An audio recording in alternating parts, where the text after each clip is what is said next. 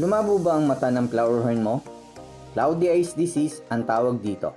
Ito ay sanhi na maraming tubig, kaya dumarami ang fungus, parasite, at iba pang bad bacteria, kaya maraming sakit ang posibleng makuha. Simple lang naman ang solusyon para maiwasan ito. Kailangan mo lang mag-water change once a week at least 30% at maglagay ng rock salt, isang kutsara sa kada 20 galon. Mag-water change ka ng 50%. Maglagay ng tetracycline, 1 capsule per 15 galon para mas mabisa.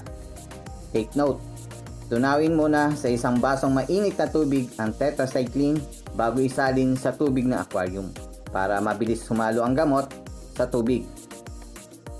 Gumamit ka rin ng heater for best treatment. After 2 days, ulitin mo lang ang proseso pero 30% water change na lang at half capsule of tetracycline na lang ang ilalagay mo per 15 gallon. Repeat the process every 2 days hanggang maging malinaw ang mata ng flower horn mo at tuluyang gumaling. By the way, ang tetracycline ay antibiotic kaya mahirap itong bilhin dahil kailangan nito ng reseta partikular sa Mercury at Watsons.